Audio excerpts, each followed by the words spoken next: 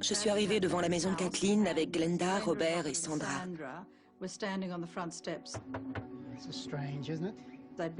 Ils ont frappé plusieurs fois à la porte en appelant Kathleen.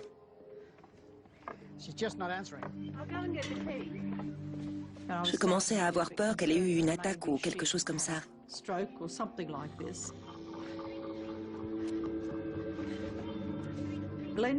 Tout d'un coup, Glenda est revenue en courant de l'autre côté, en hurlant « Robert, j'ai vu du sang, il y a une odeur horrible !»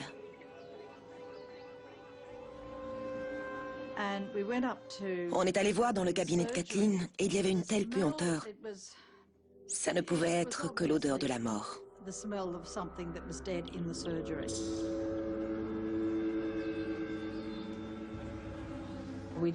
On ne savait pas quoi penser, mais on a commencé à deviner le contour d'un bras. Malgré tout, on refusait de se rendre à l'évidence. C'était le corps de Kathleen dans le cabinet. C'est aujourd'hui, en fin d'après-midi, que les amis de cette femme ont découvert la scène macabre. Ils étaient là pour une réunion, mais personne n'est venu leur ouvrir. L'une des visiteuses a remarqué du sang sur la porte de derrière. Ils ont regardé par la fenêtre et ont découvert du sang sur le sol.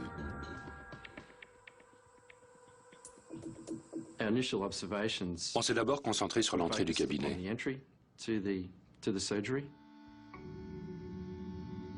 Il y avait des traces de sang sur la porte d'entrée côté jardin et aussi du sang infiltré dans la serrure. Il y en avait encore sur le paillasson et pas mal d'éclaboussures sur les plantes du côté gauche de l'allée.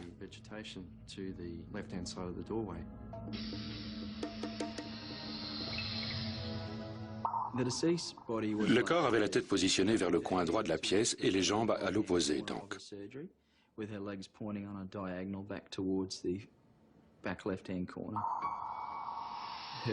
Ses vêtements étaient couverts de sang et c'était presque une mare tout autour du corps.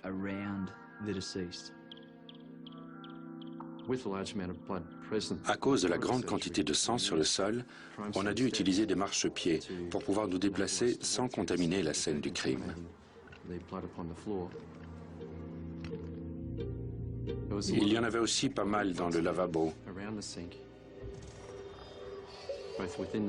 dans l'évier, sur les robinets.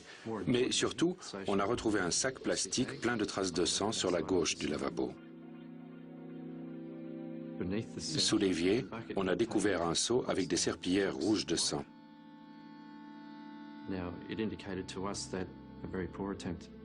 Tous ces éléments nous indiquaient que l'assassin avait essayé de nettoyer le sang de la victime et le sien qu'il avait laissé dans la pièce.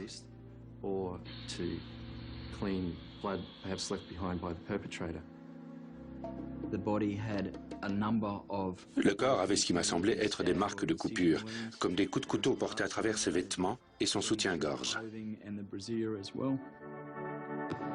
En réalité, cette vétérinaire de 54 ans qui vit seule avec ses 22 chats et ses 2 chiens a été poignardée à plus de 50 reprises. Vu l'acharnement avec lequel l'assassin avait poignardé la victime, ça ne pouvait être qu'une vengeance personnelle. Ça ne pouvait pas être un simple cambriolage. Le crime avait été commis par quelqu'un qui lui en voulait vraiment. D'après la police, elle aurait été poignardée à plusieurs reprises. Elle sera morte comme elle avait vécu, en se battant jusqu'au bout. D'après les blessures, elle a été sauvagement poignardée, mais elle a quand même essayé de se défendre.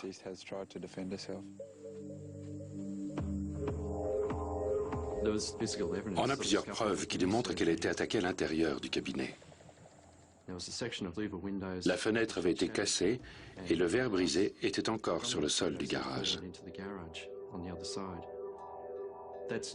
Ça voulait tout simplement dire que l'agression avait eu lieu à l'intérieur. Ça signifiait aussi que si l'assassin était venu se cogner contre cette fenêtre, il s'était sûrement blessé. Du coup, on espérait vraiment que ça s'était passé comme ça et que le sang dans la pièce appartenait en partie au meurtrier. Alors que les experts procèdent au relevé des échantillons de sang en espérant que l'assassin a saigné au cours de la bagarre, des vêtements tachés de sang sont retrouvés en dehors de la scène de crime. Au tout début de l'enquête, un sac postal contenant des chaussures tachées de sang est arrivé au centre de tri de Northgate.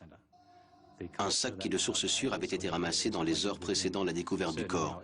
C'était une piste à approfondir.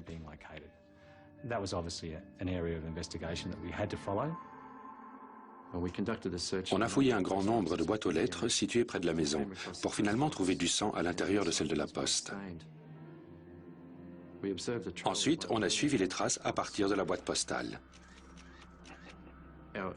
On en a déduit que l'assassin s'était sans doute débarrassé des vêtements sales dans la boîte pour dissimuler son crime. Le sang retrouvé sur les vêtements appartient-il à Kathleen Marshall ou à son meurtrier? La réponse à cette question est primordiale. Tandis que les experts procèdent à des analyses comparatives, les enquêteurs tentent d'établir la liste des familiers de la vétérinaire, car la vengeance personnelle semble être le mobile du crime le plus probable. Les scientifiques de la police sont venus récolter des échantillons de sang sur la boîte aux lettres. Ils ont très vite découvert que les traces de sang les menaient à un entrepôt où on avait cassé une fenêtre, mais également à une cabine téléphonique située juste à côté de la boîte aux lettres. On a ensuite réussi à retracer les appels provenant de la cabine ce jour-là, dont celui au service d'ambulance de Queensland, qui avait justement recueilli un blessé ayant une coupure à la jambe. Cette personne a rapidement été identifiée. Elle était encore au Royal Brisbane Hospital. On l'a donc interrogée, mais si on l'arrêtait, ce n'était pas en rapport avec des faits reliés à notre enquête. Mais la police sait que le tueur a forcément laissé sa carte de visite génétique dans le cabinet vétérinaire. 25 échantillons récoltés un peu partout dans la pièce sont envoyés au laboratoire. Ils espèrent obtenir son ADN qui permettra peut-être de l'identifier. Pendant ce temps, les inspecteurs examinent le premier étage à la recherche d'indices supplémentaires. Kathleen Marshall adorait la musique. Elle avait installé un piano dans le salon. Et pendant qu'on fouillait la maison, j'ai remarqué qu'une partition était encore ouverte sur le pupitre.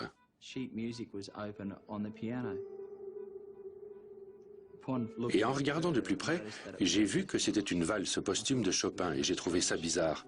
Quelqu'un aurait-il volontairement ouvert la partition à cette page-là? En fouillant la maison, les inspecteurs en sont de plus en plus persuadés. La maison était sans dessus-dessous. Il y avait des journaux par terre, c'était un vrai bazar. Mais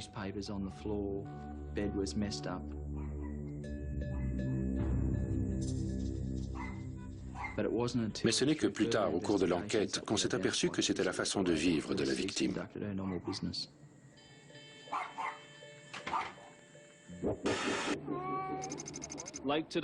Aujourd'hui, en fin d'après-midi, les animaux qu'elle gardait chez elle ont été récupérés pendant que des volontaires continuent d'inspecter les alentours à la recherche d'indices. La police est prête à entendre tous ceux qui pourraient les aider à retracer l'emploi du temps de Kathleen Marshall pendant le week-end. On a découvert dans la maison son petit carnet de rendez-vous, avec des rendez-vous prévus pour le jeudi. Elle attendait un homme et son chien à 12h30, un rendez-vous professionnel.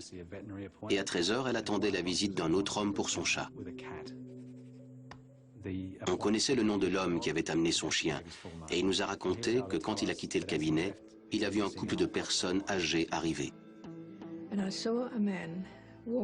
J'ai vu un homme descendre la rue en direction de la maison de Kathleen avec un chat siamois dans les bras. Il avait les oreilles dressées. Il le tenait comme ça dans ses bras. Là, j'ai dit à Kathleen, on dirait bien que c'est ton rendez-vous de 13h qui arrive. Et elle m'a répondu, c'est bien possible. On est parti de la maison et je crois bien que c'est la dernière fois que j'ai vu Kathleen Marshall. Kathleen Marshall.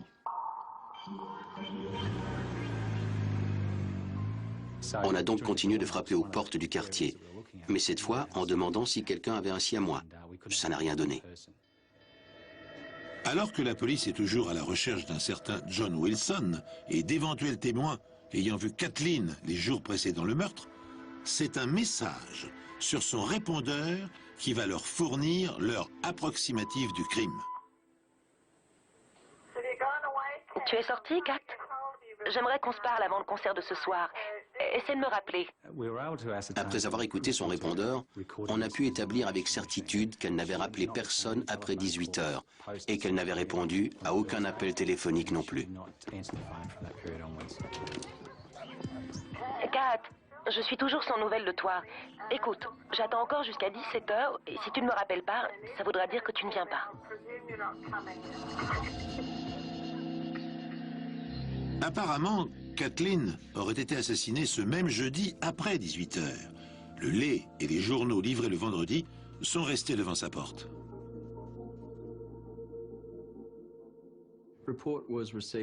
Selon le rapport de l'entomologiste, elle serait morte entre 21 h le jeudi 26 février et 3 h du matin le lendemain.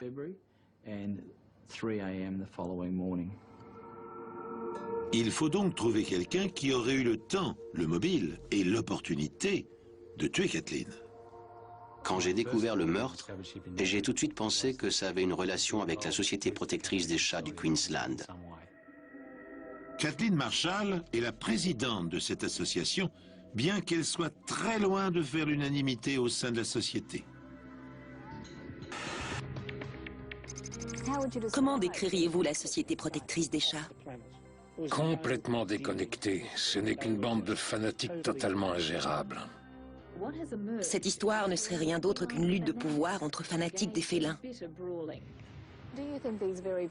Vous pensez que le côté excessif de leurs sentiments aurait pu mener quelqu'un au meurtre? Oui. Honnêtement, oui. La Société protectrice des chats du Queensland était beaucoup plus importante que ce que je pensais. Ils avaient beaucoup d'argent grâce à des legs, mais surtout à des dons. On avait reçu pas mal d'argent sous forme de legs. Le plus gros devait représenter 260 000 €, je crois. En parlant avec certains membres de l'association, j'ai appris que ça faisait plusieurs années qu'il y avait des désaccords sur la façon de dépenser le budget. Il y avait deux clans bien distincts. Soit vous étiez dans le camp de Kathleen Marshall, soit dans celui de Virginia Houston. Il n'y avait pas de juste milieu. Grâce à ces révélations, l'affaire prend soudain un cours tout à fait imprévu. Cependant, est-il possible d'imaginer qu'une querelle entre membres d'une association de défense des animaux ait pu conduire à un tel massacre? Car je vous le rappelle, Kathleen Marshall a été lardée de plus de 50 coups de couteau. Quoi qu'il en soit, la police ne néglige aucune piste. D'autant que, peu avant le meurtre, Virginia Houston, la présidente et trésorière de la Société protectrice des chats du Queensland, avait été brutalement démise de ses fonctions. Virginia avait l'air de croire que la société était un peu son bébé. Et je suis persuadée qu'elle a été anéantie quand on l'a renvoyée du conseil d'administration. Dans une enquête criminelle, le mobile est le facteur le plus important pour se faire une idée de l'assassin. Et à ce stade de l'enquête, on avait justement un mobile, à savoir une forte rivalité entre deux personnes, entre deux membres de la Société protectrice des chats. L'une était Kathleen Marshall et l'autre Virginia Houston, deux femmes au cœur d'une lutte pour le pouvoir. Une querelle qui va même tourner au pugilat, 1 mois et demi avant sa mort. Virginia fait irruption au domicile de Kathleen, qui fait également office de bureau de l'association. Kathleen lui a dit de s'en aller, qu'elle ne la laisserait pas entrer.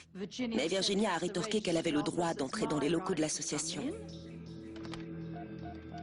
Kathleen a appelé la police, elle leur a dit de venir tout de suite parce qu'il y avait une folle dans sa maison. Pour Rhoda et ses amis, l'identité du tueur ne fait aucun doute. Juste avant l'arrivée de la brigade criminelle, on a vu une voiture passer et c'était Virginia au volant. J'étais si terrifiée que j'en avais du mal à respirer. L'agent de police s'est approché de nous pour savoir si tout allait bien et Glenda lui a répondu que l'assassin venait de passer en voiture. Mais la haine viscérale de Virginia envers Kathleen a-t-elle pu la conduire jusqu'au meurtre? Je revois encore le légiste me dire que la nature des blessures et que les plaies peu profondes suggérait que l'assassin pouvait être une personne assez faible, voire une femme. Kathleen Marshall, la présidente de la Société protectrice des chats, s'est battue avec violence contre Virginia Houston quelques semaines avant d'être assassinée.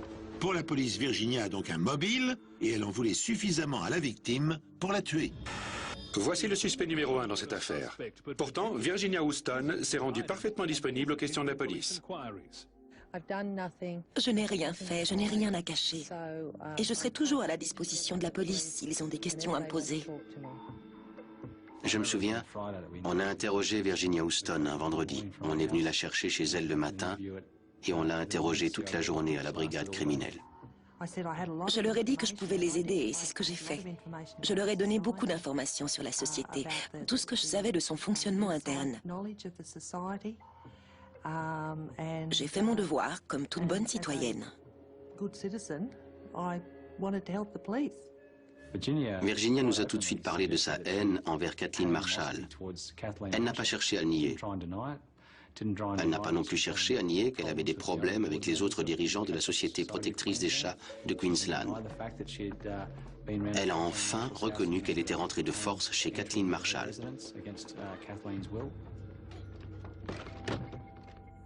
La police s'était fixée sur cette idée de haine, mais je n'ai jamais haï personne dans ma vie. Je n'aimais pas son comportement, la façon dont elle traitait les gens. Mais si on parle de violence,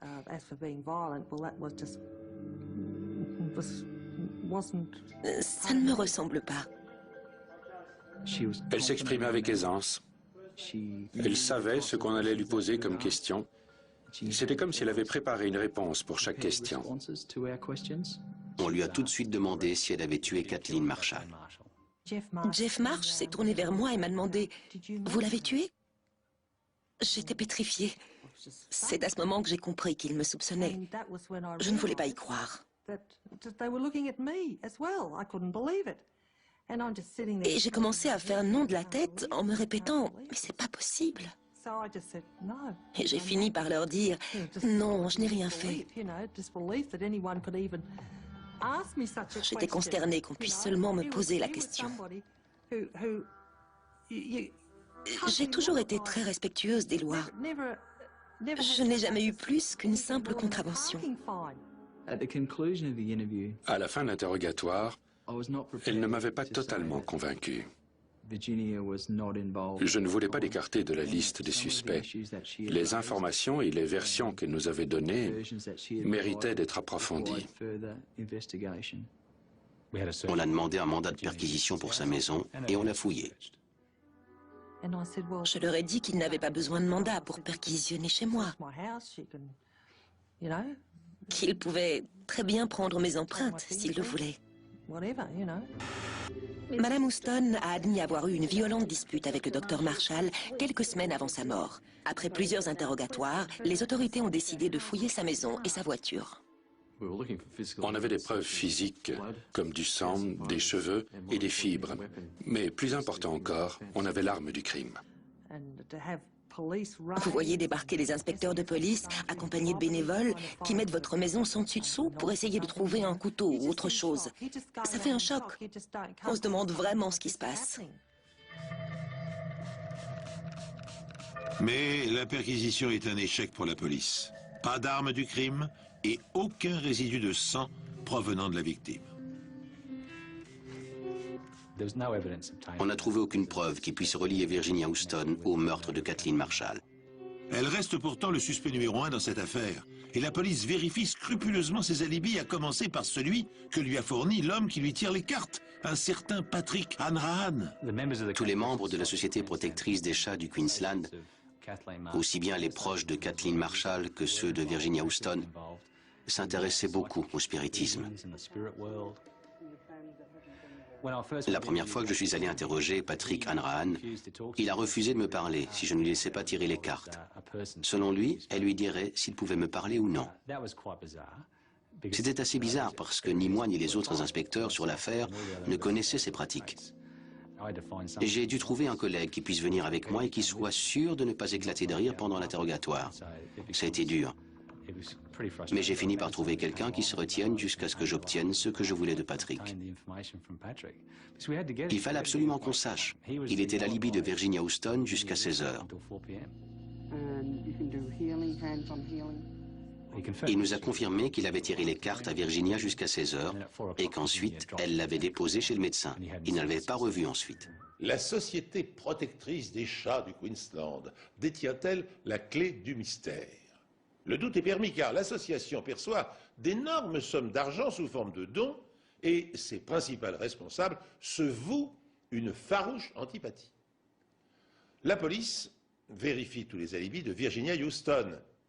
Il ne leur reste plus qu'à réinterroger une femme qui affirme avoir été en sa compagnie durant la nuit du meurtre.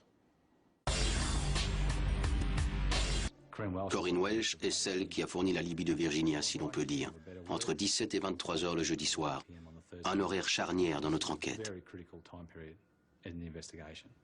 Selon Corinne Welsh, les deux femmes auraient fait le courrier pour la société, mais au cours du second interrogatoire, elle change sa version.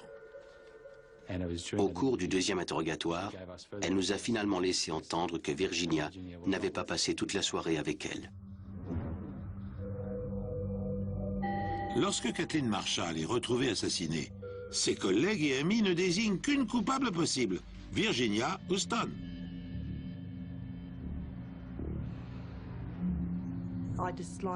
Je n'aimais pas son comportement, la façon dont elle traitait les gens. Mais si on parle de violence, ça ne me ressemble pas. Virginia fournit à la police des alibis pour l'heure présumée du meurtre de Kathleen. Mais il apparaît maintenant que l'un d'entre eux n'est plus valable. En interrogeant pour la seconde fois tous ceux qui nous avaient fourni des informations sur les faits et gestes de Virginia Houston la semaine précédant la découverte du corps de Kathleen Marshall, on s'est focalisé sur Corinne Welsh. Corinne Welsh était un témoin clé puisqu'elle était l'alibi de Virginia Houston à l'heure présumée du crime dans la soirée du jeudi 26 février. Et au cours de ce contre-interrogatoire, elle a finalement laissé entendre qu'elle n'avait pas passé toute la soirée avec Virginia. Corinne Welsh a-t-elle menti aux policiers pour protéger son amie et lui fournir un alibi? Dans ce cas, les soupçons qui pesaient déjà sur Virginia Houston la désignent plus que jamais comme suspecte. La police envisage de persévérer dans cette voie lorsqu'un appel du laboratoire d'analyse biologique ruine brutalement son hypothèse. Pendant qu'on retraçait la chronologie des événements avec Corinne Welsh, le soir du meurtre, Ken Cox a téléphoné au bureau pour nous dire que le sang retrouvé sur la scène de crime était celui d'un homme. 5 échantillons de sang sur les 25 prélevés dans le cabinet, dont certains provenant de cartons situés sous la fenêtre cassée, contiennent un ADN différent de celui de Kathleen ou encore de celui de Virginia Houston. C'est l'ADN d'un homme. C'était une grande avancée dans l'enquête. Mais si on ne trouvait pas à qui il appartenait, ça n'avait aucune valeur.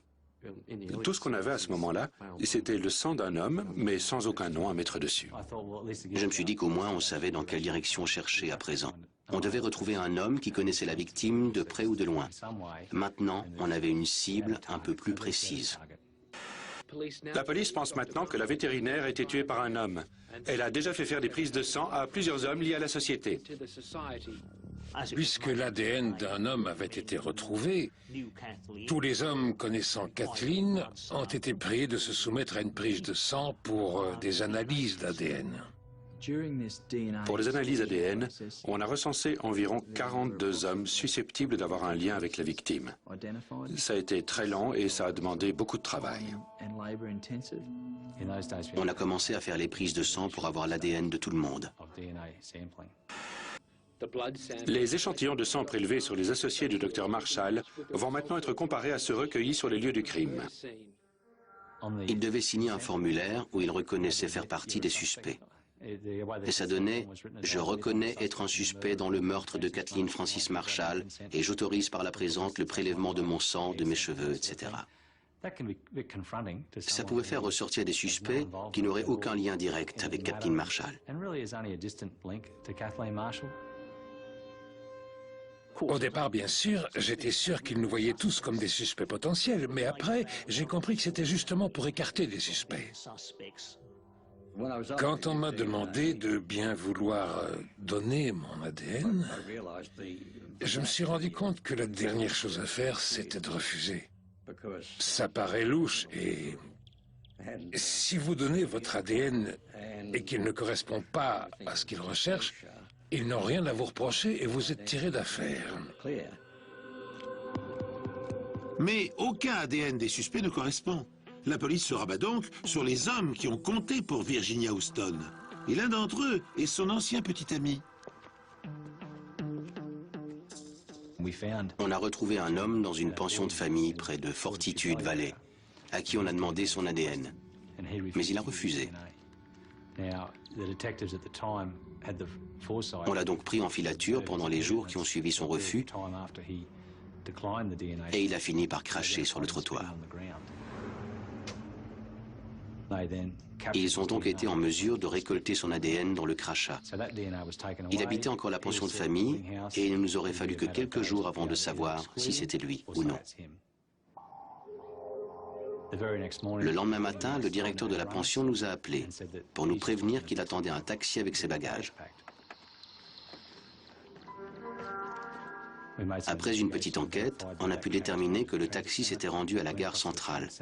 Et là, on a appris que le suspect avait acheté un billet Brisbane-Sydney sous un faux nom. À ce moment-là, il était donc devenu l'un des suspects numéro 1 dans cette affaire. C'était un homme qui connaissait Virginia Houston, qui ne voulait pas donner son ADN et qui cherchait à quitter l'État. Kathleen Marshall, une vétérinaire de Brisbane, a été sauvagement assassinée dans son cabinet. C'est tout d'abord Virginia Houston qui est fortement suspectée jusqu'à ce que la police découvre le sang d'un homme sur la scène de crime. Ils sont maintenant sur les traces d'un ancien petit ami de Virginia qui a refusé de donner son ADN. On a fini par l'interpeller, le placer en garde à vue et après quelques heures d'interrogatoire, il a accepté de donner son ADN, ses empreintes, ses vêtements et son sac. Et il nous a dit « Faites toutes les analyses que vous voudrez, vous ne trouverez pas de sang, je n'ai rien à voir là-dedans ». Malheureusement pour nous, son ADN ne correspondait pas à celui de la scène de crime et il n'y avait rien sur ses vêtements qui nous permettent de le situer dans la maison de la victime. Donc on a abandonné cette piste, mais tout ça prend du temps et il a bien fallu quelques jours. Ensuite, on est passé à autre chose. On est retourné chez Patrick Hanrahan pour lui demander s'il était prêt à nous donner son ADN, mais une semaine après, on apprenait que c'était négatif. Disculpé, Patrick Hanrahan évoque au cours de son interrogatoire le nom d'un autre voyant, Andrew Fitzherbert.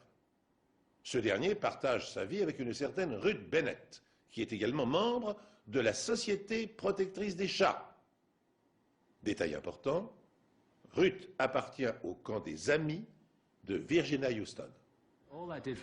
Tout ce que je me suis dit à ce moment-là, c'est que ça faisait un suspect masculin de plus à exclure.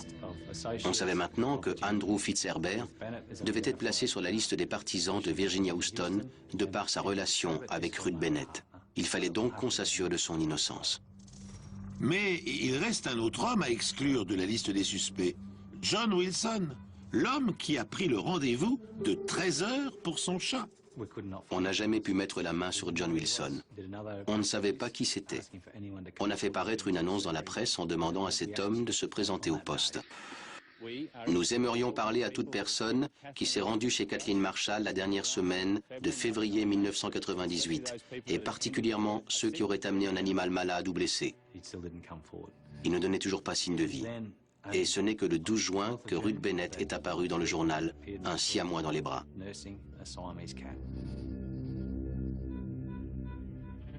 C'est à ce moment-là qu'on a commencé à assembler les pièces du puzzle. Ruth Bennett vit avec Andrew Fitzherbert et ils ont un chat siamois. Les Licciardi avaient justement vu un homme rôder autour de la maison avec un siamois dans les bras. Il devait être à moins d'1 mètre de l'arrière du van et je me suis dit que si je ratais ma marche arrière, je risquais de le renverser avec le chat et je n'en avais aucune envie. Alors je l'ai appelé pour lui demander de s'écarter de la voiture, mais il n'a ni répondu, ni bougé d'1 centimètre. Il est resté planté là. Il semble que la police ait enfin retrouvé la trace de l'insaisissable John Wilson. Pour confirmer leurs soupçons à son égard, elle doit interroger à nouveau les Licciardi. Wilson est-il bien l'homme qu'ils ont aperçu devant le domicile de Kathleen Marshall? On n'avait aucun cliché de Andrew Fitzherbert dans le fichier de la police du Queensland ou même dans le fichier national. Mais on a appris qu'il s'était fait faire récemment un passeport avec une photo. On en a obtenu une copie et on est allé la montrer aux Licciardi, sous le format habituel de la police. Ils ont demandé de regarder les photos pour voir si on pouvait identifier l'homme. J'ai choisi. Je crois bien que c'était la numéro 9. C'était la photo en bas, à gauche. Mais il y avait quand même une petite différence. Sur la photo, l'homme souriait. Quand je l'avais vu, Il faisait tout sauf sourire.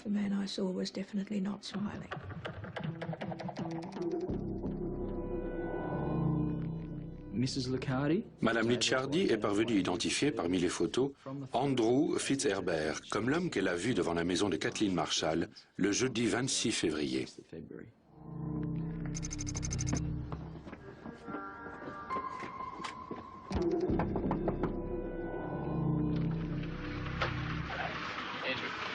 Do you have any grounds at all for associating in any way with this man?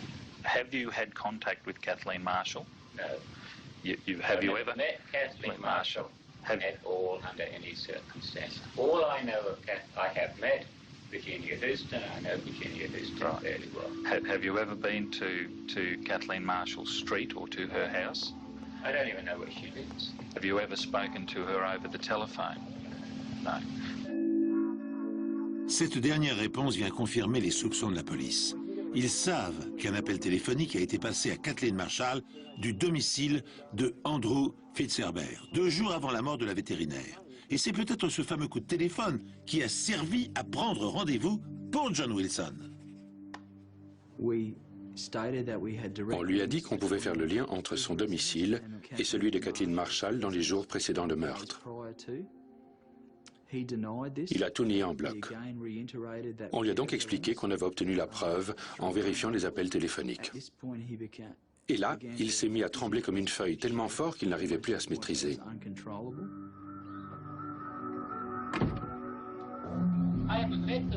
Yeah, that's right. That's fine, Andrew. No, and that's the case. You're a person that has nothing to lose and everything to gain. And Andrew, all that we're asking you to do is supply a specimen to eliminate you from our inquiries. That's it. That's the bottom line. Got to test Andrew because he made an application to join the Cat Society and he was rejected. So that's caused enough to murder the person. Well, Ruth, we don't know. All we have heard of that.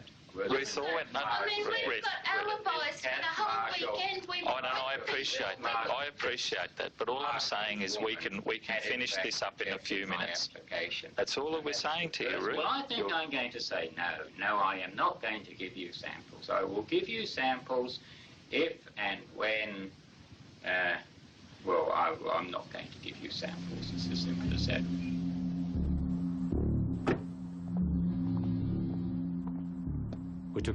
On l'a placé en garde à vue, mais il a refusé l'interrogatoire et on voyait bien qu'il connaissait tous les trucs de la police pour obtenir de l'ADN. Il n'a quasiment pas bougé d'un centimètre de sa chaise pendant 6 heures. Il n'est pas allé aux toilettes, il n'a rien bu. Il savait ce qu'il fallait faire ou ne pas faire pour éviter de laisser une trace de son ADN.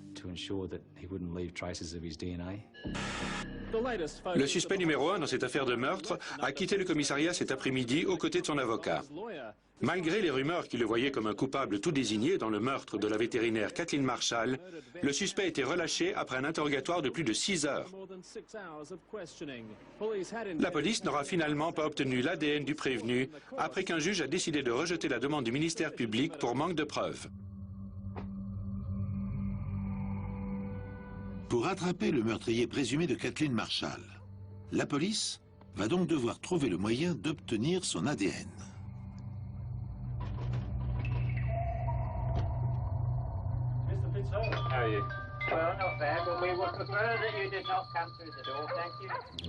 Andrew Fitzherbert était au départ très loin sur la liste des suspects dans le meurtre de Kathleen Marshall. Mais lorsqu'il est identifié comme étant le mystérieux John Wilson, la police se focalise sur lui. Andrew, vous avez l'air de quelqu'un de raisonnable. Et j'aimerais vous expliquer encore une fois que tout ceci peut être réglé en quelques secondes. Il vous suffit de nous donner un échantillon de votre sang. C'est tout ce dont on a besoin pour vous laisser tranquille et vous écarter une bonne fois pour toutes de la liste des suspects. Écoute, ami, je ne te donnerai pas mon autorisation, c'est aussi simple que ça. Je ne comprends vraiment pas pourquoi. Pourquoi faisait-il autant de problèmes pour donner son ADN s'il n'avait rien à se reprocher? Il était tant que ça à cheval sur ses principes. Ça n'aurait pas été plus simple de leur donner tout de suite plutôt que de devoir passer par une injonction du tribunal? La police ne peut pas obliger Andrew Fitzherbert à lui fournir un échantillon de son sang pour analyse, à moins de posséder d'autres preuves directes de son implication dans le meurtre de Kathleen Marshall. Elle obtient finalement du juge un mandat pour perquisitionner son domicile. C'est le seul et unique moyen de récolter son ADN et de le placer éventuellement en état d'arrestation.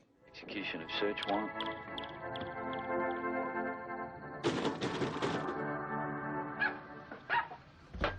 We have a warrant to execute. We'd appreciate if you could put the dog into that for us while we search the house. Hello, Mr. Fitzherbert. How are you? Well, not bad, but we would prefer that you did not come through the door, thank you. Okay, Mr. Fitzherbert, what's happened is we've got a search warrant for these premises. A search warrant for the premises? Il avait l'air très surpris de nous voir. Il ne s'était pas préparé à une éventuelle perquisition chez lui. In other words, you have a right to remain silent. You understand that, yes? You have the right to contact the solicitor, if you wish. Daddy, can't you shut that door? Ruth Bennett n'arrêtait pas de nous insulter. Elle n'avait aucune envie de nous voir, et ça faisait déjà plus de 8 heures qu'elle nous voyait.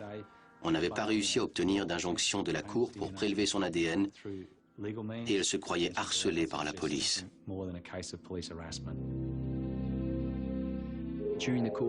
Pendant la perquisition, on a emporté plusieurs objets personnels d'Andrew Fitzherbert.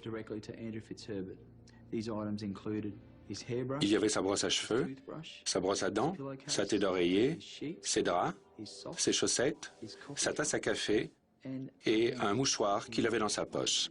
Parmi ces objets, c'est justement le mouchoir qui va faire toute la différence.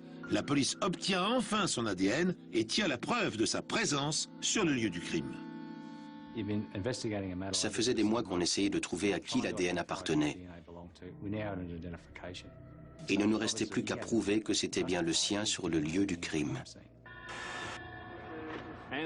Andrew Richard Fitzherbert a été arrêté une première fois il y a 2 jours pour avoir refusé de donner son ADN. Mais l'homme de 49 ans avait finalement été relâché après une motion spécifiant qu'il ne donnerait son sang qu'en cas d'arrestation pour meurtre. La scène a eu lieu ce matin alors qu'il s'est présenté au centre de détention provisoire avec son avocat. Certes, l'ADN extrait du mouchoir d'Andrew Fitzherbert est identique à celui trouvé sur la scène de crime. Mais cette preuve est-elle suffisante pour l'inculper? Son avocat ne va-t-il pas argumenter que le mouchoir aurait pu être utilisé par quelqu'un d'autre?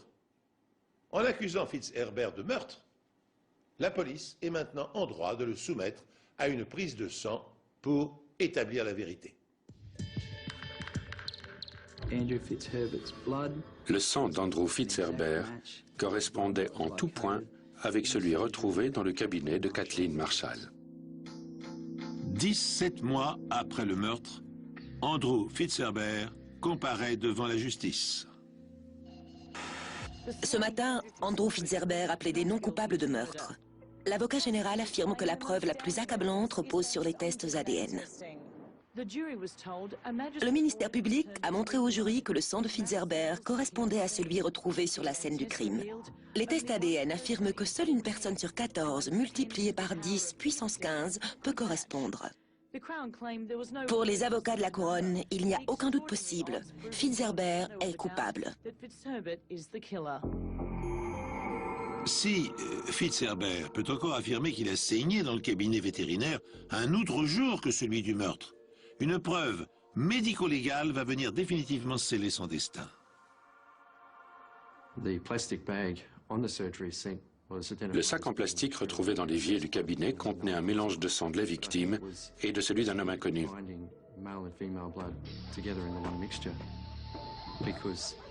Et ce fait prouve bien que l'assaillant et la victime ont perdu du sang au même moment et que ce sang s'est mélangé. L'affaire Kathleen Marshall a tourné au véritable roman policier à suspense. Cet après-midi, le dernier chapitre s'est refermé avec la condamnation de Fitzherbert.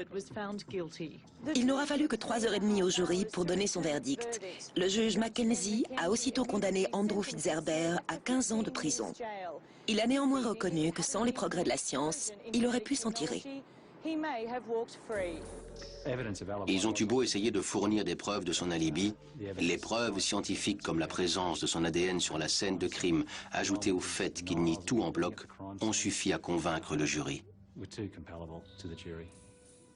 Sa condamnation ne m'a pas surprise, mais une chose pareille ne se fait pas sans raison.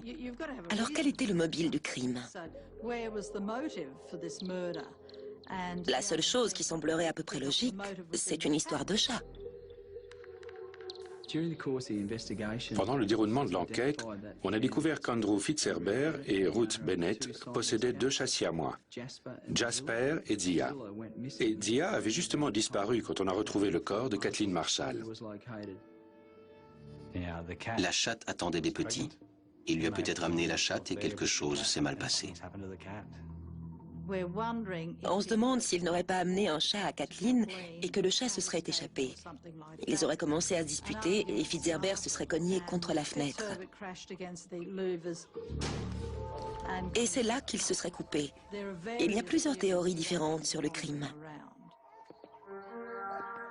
Il y a beaucoup de gens qui sont toujours aussi frustrés. Frustrés d'avoir enduré un tel chagrin et presque un traumatisme de ne toujours pas connaître les raisons de son geste. Je ne suis pas spécialement frustré. Je pense que ce sont plutôt les proches de Kathleen Marshall qui le sont. Ils aimeraient sûrement savoir comment on peut prendre la vie d'une personne pour apparemment une simple histoire de chat. J'aimerais vous dire qu'il y avait autre chose là-dessous, mais tant que Andrew Fitzherbert se taira, on n'en saura pas plus. Cette histoire ne manque pas de soulever un certain malaise. Car vous l'avez compris, l'unique preuve à charge retenue contre Andrew Fitzherbert repose sur la similitude entre son ADN et celui retrouvé sur la scène de crime. Or, le laboratoire qui a procédé aux analyses était connu à l'époque pour avoir commis de nombreuses erreurs, à tel point qu'il n'était pas officiellement accrédité. Lors de son procès, Fitzherbert ne savait pas qu'il avait le droit de demander de nouveaux tests. Et depuis, bien sûr, il les réclame. Il propose même de les payer. Une étudiante en droit, spécialiste des erreurs judiciaires, a également demandé qu'un autre laboratoire indépendant procède à une contre-expertise affirmant qu'en 1999, les tests n'étaient pas toujours fiables. Sa requête a été également rejetée. Nous savons par ailleurs que dans les couloirs de la mort aux États-Unis, nombre de détenus en instance d'exécution ont pu être innocentés grâce à un réexamen des preuves ADN. Autre chose encore, Fitzherbert n'a jamais cessé de clamer son innocence. Il a affirmé n'avoir jamais rencontré la victime ni être allé chez elle. Le soir du meurtre, il se trouvait avec des amis et sa compagne. Au terme de la soirée, Ruth et lui avaient rendu visite à la fille de cette dernière. Le couple était ensuite rentré se mettre au lit vers minuit. Alors peut-on imaginer que Fitzherbert se soit faufilé en pleine nuit hors de sa maison pour aller tuer sauvagement une femme qu'il ne connaissait pas? Pourquoi Kathleen Marshall lui aurait-elle ouvert sa porte? Enfin, dernière question. Si le meurtre avait été commis entre minuit et 3 heures du matin, comme l'affirment les policiers, pourquoi Madame Marshall portait-elle une robe et non un peignoir ou une chemise de nuit? Dans sa hâte de boucler l'affaire, la police s'est-elle trompée sur l'identité du tueur? Les experts se sont-ils montrés négligents en confiant les analyses ADN du suspect à un laboratoire peu qualifié? Je vous laisse juge d'en décider. En 2014, Andrew Fitzherbert aura purgé sa peine. Et il sera alors bien tard pour rétablir la vérité. Merci d'avoir suivi cette émission. Je vous donne rendez-vous prochainement sur cette antenne pour un nouvel épisode des Enquêtes Impossibles.